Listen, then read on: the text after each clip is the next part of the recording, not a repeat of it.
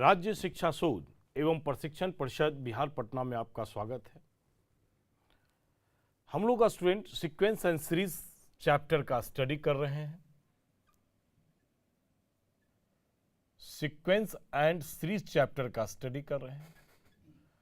अब sequence and series chapter में हम लोग समानांतर श्रेणी मीन्स अर्थमेटिक प्रोग्रेशन एपी का स्टडी कर रहे हैं। आज का जो टॉपिक है इसमें हम अर्थमेटिक प्रोग्रेशन के प्रॉपर्टीज का स्टडी करेंगे।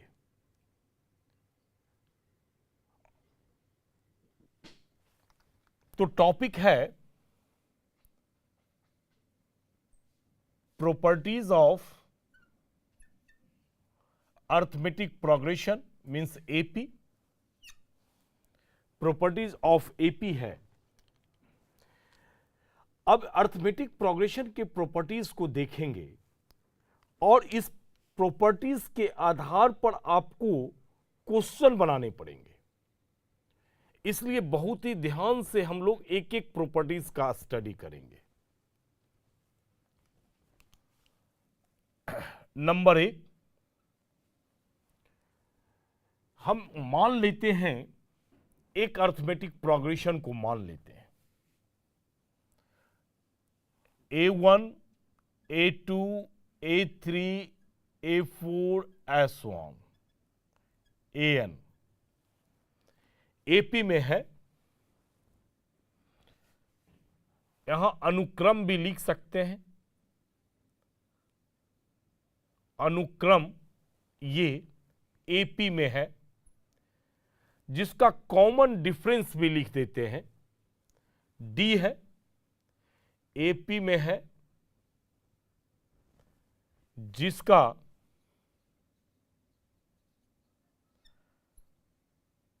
कॉमन डिफरेंस का मतलब सार्व अंतर की बात कर रहे हैं।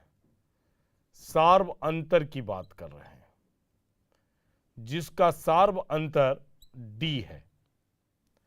ऐसा एक अनुक्रम हम मान लेते हैं। अब इस अनुक्रम में प्रत्येक पदों में अगर किसी कांस्टेंट टर्म को जोड़ दिया जाए तो जो रिक्वायर्ड प्रोग्रेशन बनेगा वो भी प्रोग्रेशन अर्थमेटिक प्रोग्रेशन ही होगा। हमने कहा कि इस अनुक्रम के प्रत्येक टर्म में एक कांस्टेंट टर्म ऐड करना, मतलब A1 प्लस के, A2 प्लस के, A3 प्लस के, A4 प्लस के, so on, AN प्लस के।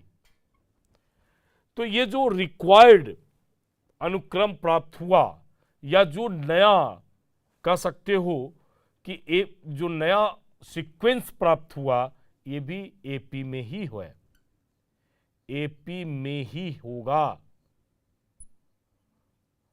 और इसका भी जो कॉमन डिफरेंस होगा वो डी होगा। इसका भी सार्व अंतर डी है। पहली बात, अगर नहीं समझ में आ रहा है स्टूडेंट तो इसको आप एक एग्जाम्पल से लेते हैं। हम एग्जाम्पल से इस बात को रखते हैं, तत्काल इसको 1 का हम 1 नंबर मानते हैं। एक उदाहरण देखते हैं। हम बहुत आसानी से उदाहरण के द्वारा आप इस चीज को समझ सकते हैं।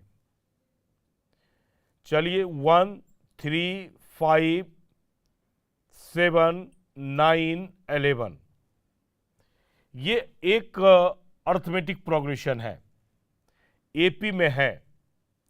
आप एस ऑन भी कर सकते हैं। आर इन एपी ये एपी में है। चलिए अब इसके प्रत्येक पद में एक कांस्टेंट पद को जोड़ते हैं।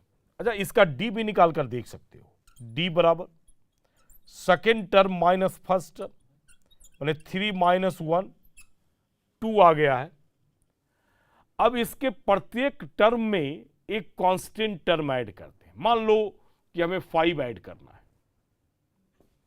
तो 1 + 5, 3 + 5, 5 + 5, 7 + 5, 9 + 5 और 11 + 5।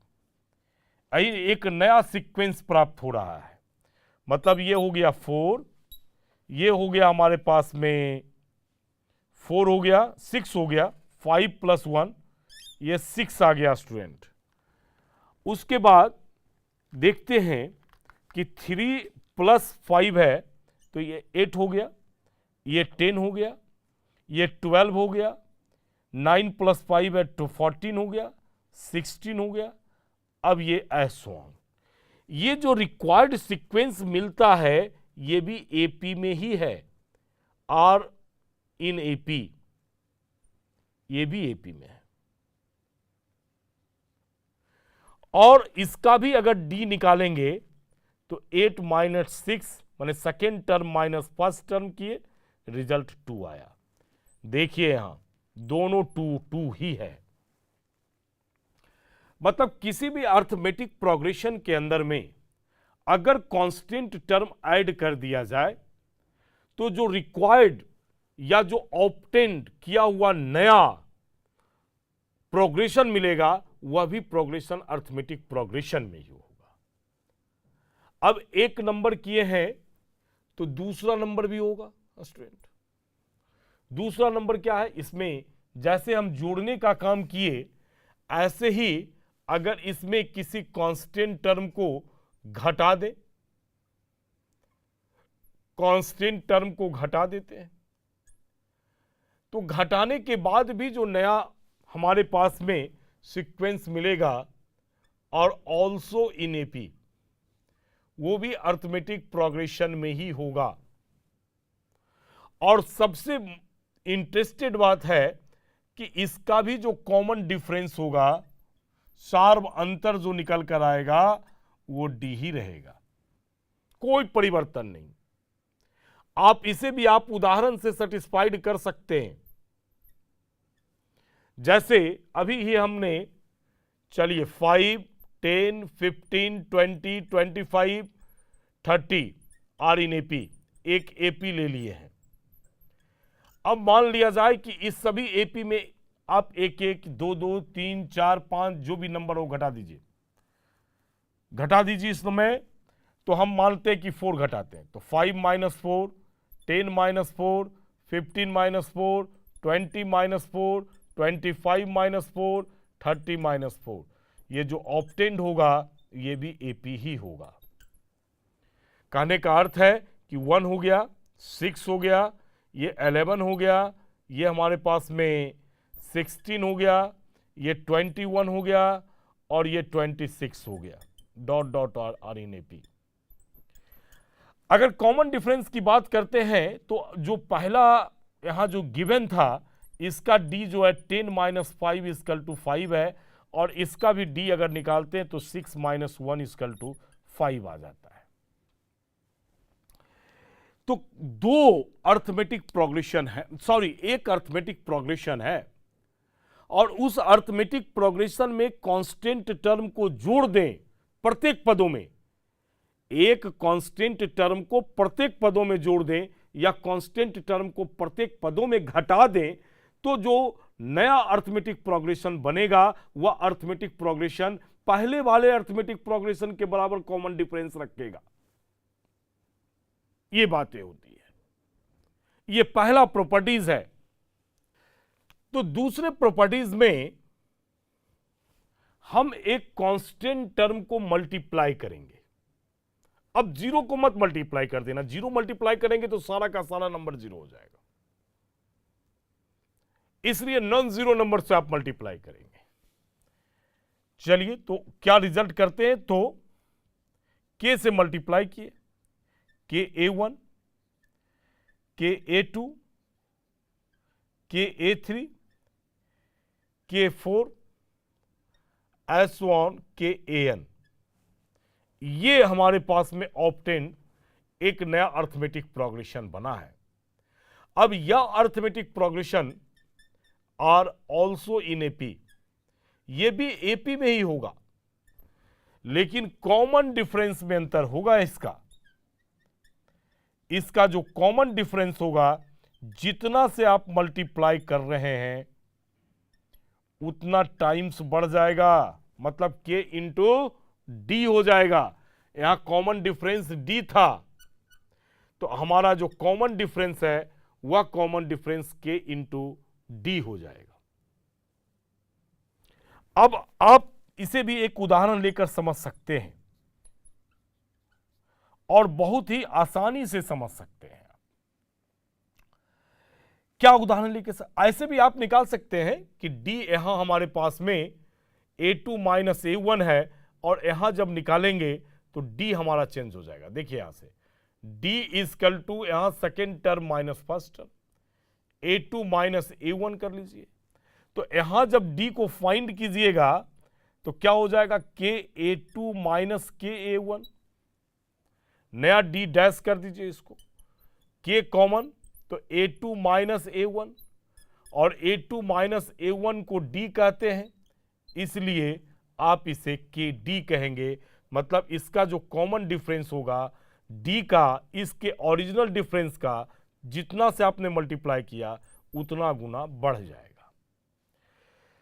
जैसे आप लेते हैं 3, 5, 7, 9, छोटा ही एग्जांपल लेते हैं। आर इन एपी एक अर्थमेटिक प्रोग्रेशन है। अब इस अर्थमेटिक प्रोग्रेशन में मानते हैं कि हम -2 से मल्टीप्लाई करते हैं। 3 इंटू -2, 5 इंटू -2, 7 इंटू -2, 9 इंटू -2। अब ये जो ऑब्टेंड होगा ये भी एपी में ही होगा, तो ये हो जाएगा -6, ये हो गया -10, ये हो जाएगा -14, ये हो जाएगा -18। Are in AP. तो अगर आप इसका कॉमन डिफरेंस देखते हैं, दोनों का कॉमन डिफरेंस को देखिए बारी बारी से। इसमें आप कॉमन डिफरेंस देखते हैं तो 5 माइनस 3 बराबर 2 था। यहां कॉमन डिफरेंस देखेंगे तो -10 माइनस ऑफ -6, तो -10 और +6, ये -4 हो गया। -4 का मतलब है कि 2 इंटू -2 हो गया। -2 से तो हमने मल्टीप्लाई ही किया था, और ये 2 इसका डिफरेंस है, मतलब -2 इंटू डी हो गया। ये डी डैश कर लीजिए, नया है। इसका अर्थ है कि जितना से हम मल्टीप्लाई करते हैं वो ओरिजिनल जो शुरू में इनिशियल जो कॉमन डिफरेंस था उसमें उतना टाइम्स वो बढ़ जाता है। अगर आप डिवीजन भी करेंगे, आप इसे 1 नंबर कर लें। अगर आप इसमें डिवीजन भी करते हैं, मतलब भाग देते हैं नॉन जीरो नंबर से, तब भी जो रिक्वायर्ड हमारे पास में प्रोग्रेशन आएगा वह प्रोग्रेशन अर्थमेटिक प्रोग्रेशन ही होगा।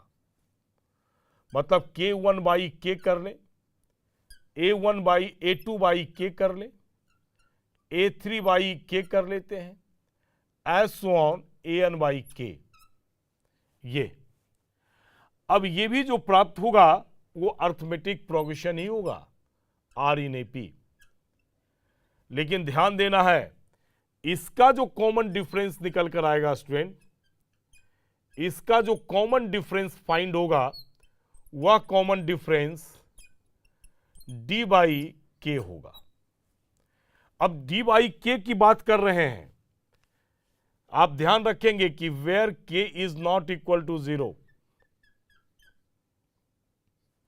0 से भाग आप देने का काम नहीं करेंगे, 0 से भाग नहीं देंगे, क्योंकि 0 से जब भाग देते तो इस सारा का सारा टर्म अनडिफाइंड हो जाएगा। 3, 5, 7, 9 अभी भी यही एग्जांपल लिए थे आर इन एपी।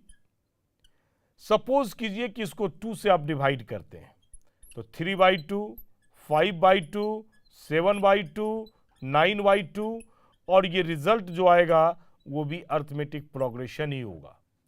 और इसका अगर कॉमन डिफरेंस निकालेंगे 5/2 माइनस 3/2 तो रिजल्ट हो जाएगा 5 माइनस 3/2 मीन्स 2/2 इक्वल टू 1। और 1 का मतलब होता है, चूंकि इसका जो कॉमन डिफरेंस है वो 5 माइनस 2 इक्वल टू 3 है, सॉरी 5 माइनस 3 है, 5 माइनस 3 इक्वल टू 2 है, 5 माइनस 3 इक्वल टू 2 है। तो यहां भी आपने 2 से डिवाइड किया है तो ये 2/2 है। ये 2 क्या था, तो ये वाला d है, ये जो d है वो d है, और ये 2 क्या है जिससे आपने डिवाइड किया। तो कॉमन डिफरेंस जब भी होगा, डिवीजन जब करेंगे कांस्टेंट टर्म से, तो आप कहेंगे कि उतना डिवाइड हो जाएगा d भी आपका।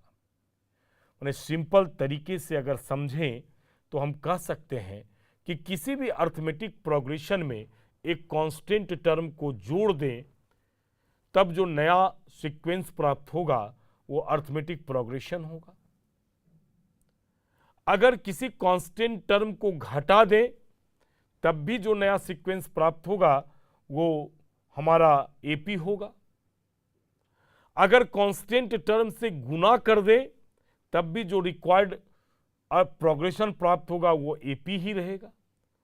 अगर किसी कांस्टेंट टर्म से हम उसमें डिवाइड कर दें, तब भी जो रिक्वायर्ड हमारे पास में प्रोग्रेशन आएगा वह प्रोग्रेशन एपी ही रहेगा। प्रॉपर्टीज नंबर 3 में दो अलग अलग एपी लेते हैं, दो अलग अलग, जैसे हम अलग अलग करके आपको दिखाते हैं। A1, A2, A3, so on, AN are in AP with common ratio, common difference D1। चलिए, with common difference D1, एक AP ये लिए और एक दूसरा भी AP लेते हैं और B1, B2 या एंड ही लिखते हैं। आप समझ रहे होंगे कि शर लिख दिए हैं, यह स्टेटमेंट इंग्लिश में। B3 so on BN, ये भी AP ही है, अलग अलग करके B आपके सामने रखें दोनों AP को, विथ कॉमन डिफरेंस D2 मानते हैं। तो एक एपी ये है और एक एपी ये है। तो आप अगर इसके क्रॉसपॉन्डिंग टर्म को जोड़ते हैं, देन क्रॉसपॉन्डिंग टर्म को जोड़ना है, मतलब कहने का अर्थ है इसमें दो बातें आएगी। तो पहला, क्रॉसपॉन्डिंग टर्म को जोड़ेंगे A1 प्लस B1, दूसरा और दूसरा A2 प्लस B2। क्रॉसपॉन्डिंग जोड़ना है स्टूडेंट, ऐसा नहीं कि आप 2 को 3 के साथ कर लेना, B3 और इसके उसके साथ कर लेना, कहीं नहीं होना चाहिए। इसका सेकेंड तो सेकेंड का सेकेंड, थर्ड टर्म पहले AP का थर्ड तो दूसरे AP का भी थर्ड लेंगे, A3 प्लस B3। उसी प्रकार से AN प्लस BN, और ये जो प्राप्त होगा ये भी AP ही होगा, R इन AP। अब सोच रहे होंगे कि इसका कॉमन डिफरेंस क्या होगा, तो निकाल के देखते हैं। यहां तो समझ रहे हैं ना कि D1 जो है इसका कॉमन डिफरेंस है, माने D1 बराबर यहां A2 माइनस A1 है, और यहां D2 बराबर B2 माइनस B1 है। ये भी डाटा रखिए, अब एग्जाम्पल नहीं लेंगे, अब डायरेक्ट निकालेंगे हम। तो इसका कॉमन डिफरेंस को D डैश मानते हैं। तो second term A2 plus B2 और माइनस A1 प्लस B1। तो यहां से A2 plus B2 minus A2 minus B1 हो गया। रिजल्ट हो गया A2 minus A1 plus B2 minus B1। तो A2 माइनस A1 बराबर D1 और प्लस B2 माइनस B1 बराबर D2। इसका अर्थ है कि दोनों का चूंकि ऐड कर रहे हैं ना, तो ये D1 प्लस D2 के बराबर कॉमन डिफरेंस होगा। दूसरी बात कि अगर क्रॉसपॉन्डिंग टर्म को माइनस कर दें, क्रॉसपॉन्डिंग टर्म को माइनस कर दें an माइनस bn, तब भी जो रिजल्ट हमारे पास प्राप्त होंगे वह रिजल्ट अर्थमेटिक प्रोग्रेशन में ही होगा। और यहां से जब इसका d डैश निकालेंगे, माने A2 minus B2 minus A1 minus B1, तो रिजल्ट आएगा A2 माइनस B2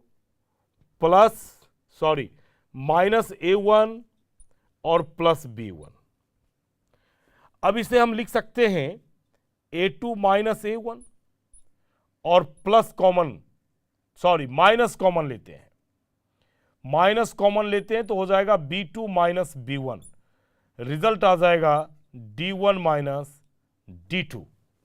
मतलब दोनों के कॉमन डिफरेंस का ये आपका इसका डिफरेंस तैयार होगा। तो दो अलग अलग एपी है, दोनों एपी के क्रॉसपॉन्डिंग टर्म को जोड़ेंगे तो जो नया अर्थमेटिक प्रोग्रेशन प्राप्त होगा, वह नया अर्थमेटिक प्रोग्रेशन जो तैयार होगा उसका कॉमन डिफरेंस दोनों एपी के कॉमन डिफरेंस के सम के बराबर होगा। और अगर उसे माइनस करते हैं, क्रॉसपॉन्डिंग टर्म को घटाते हैं, तब ऐसी स्थिति में जो नया एपी तैयार होगा उसका कॉमन डिफरेंस जो होगा वो दोनों के डिफरेंस के बराबर होगा। ये मेरा प्रॉपर्टीज नंबर 3 है स्टूडेंट। प्रॉपर्टीज नंबर 4 में देखते हैं, ये दोनों एपी डिफरेंट है और एक का कॉमन डिफरेंस D1 है और दूसरे का कॉमन डिफरेंस हमारे पास में D2 है। लेकिन अब ध्यान देने वाली बात है यहां, लेकिन अगर क्रॉसपॉन्डिंग टर्म का इनटू कर दें, माने A1 B1, A2 B2, A3 B3, इस प्रकार से क्रॉसपॉन्डिंग टर्म को अगर इनटू कर दे AN BN, तब जो है ये अर्थमेटिक प्रोग्रेशन में नहीं रहेगा, माने R not in AP, arithmetic progression में नहीं रहेगा। दो डिफरेंट एपी के क्रॉसपॉन्डिंग टर्म को अगर जोड़ देते हैं या घटा देते हैं, तब जो नया सीक्वेंस प्राप्त होता है वो अर्थमेटिक प्रोग्रेशन होता है। लेकिन अगर क्रॉसपॉन्डिंग टर्म को जोड़ते हैं या घटाते हैं, तब ऐसी स्थिति में हमारा जो टर्म प्राप्त होता है, वह जो सीक्वेंस प्राप्त होता है वह सीक्वेंस मेरा अर्थमेटिक प्रोग्रेशन में नहीं रहेगा।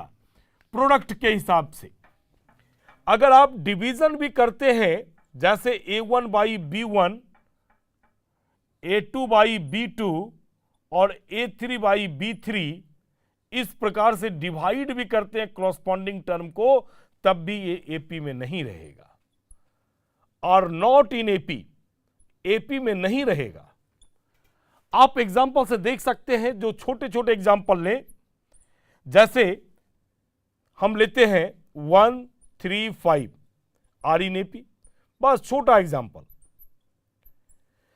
और एक लेते हैं 2 7 और 12 आर इन एपी, ये दो एपी है। पहला प्रॉपर्टीज को देखते हैं। अगर इसके क्रॉसपॉन्डिंग टर्म को जोड़ें, 1 + 3, 3 + 7, 5 + 12, ये माने डेट इज 4 10 और 17, तो एपी आया। देखिए यहां डी बराबर 10 - 4 है, या आप 10 - 1 + 2 है, सॉरी गलत लिखा गया, पहला एपी है और सेकेंड एपी का टर्म 2 है, तो ये हमारे पास में 3 आ जाएगा, तो 10 - 3 7 हो गया। यहां जो D1 हमारे पास में है वो 3 - 1 बराबर 2 है। यहां जो D2 है वो हमारे पास में D2 जो हमारे पास में है वो 7 - 2 है बराबर 5 है। अब यहां जो D आया 7, ये देख रहे हैं ना कि 2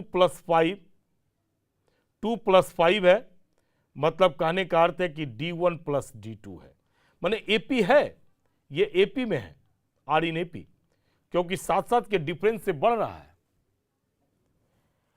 अगर घटा भी देते इसे 1 - 2, 3 - 7 और 5 - 12, तो ये हो जाता -1, ये हो गया हमारे पास में 3 और -7 तो -4, और ये हो जाता हमारे पास 5 और 12 तो -7, ये भी एपी है, -3 डिफरेंस कम रहा है। अगर इसी बात को गुना कर देते 1 × 2, 3 × 7, 5 × 12, तो ये 2, 21 और ये 60, ये एपी नहीं है। क्यों नहीं है? क्योंकि second term minus first term is not equal to third term minus second term है। अगर आप इसे डिवाइड कर दिए होते, माने 1/2, 3/7, 5/12, तब भी एपी नहीं है, और नॉट इन एपी, तब भी एपी में नहीं है। क्यों नहीं है? तो उसका भी रीजन यही है कि A2 - A1 is not equal to A3 - A2।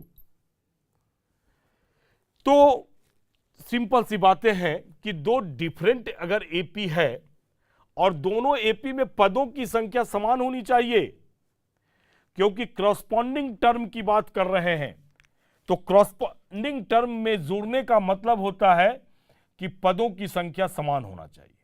पहला पहला में जुटेगा, दूसरा दूसरा में जुटेगा, तीसरा तीसरा में जुटेगा, यनमा यनमा में जुटेगा, n+1 अगर है तो n+1वां टर्म में जुटेगा। पदों की संख्या समान होनी चाहिए।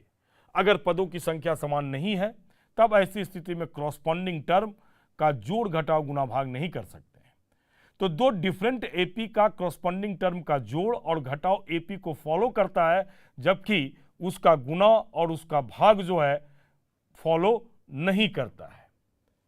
तो ये चार महत्वपूर्ण प्रॉपर्टीज है अर्थमेटिक प्रोग्रेशन का। स्टूडेंट, अगले लेक्चर्स में हम लोग अर्थमेटिक प्रोग्रेशन से रिलेटेड क्वेश्चन को देखेंगे, प्रॉब्लम को शुरू करेंगे और प्रॉब्लम देखेंगे स्टूडेंट, और उसके बाद जो बचा हुआ रेस्ट अर्थमेटिक प्रोग्रेशन की थ्योरीज है उसको करेंगे।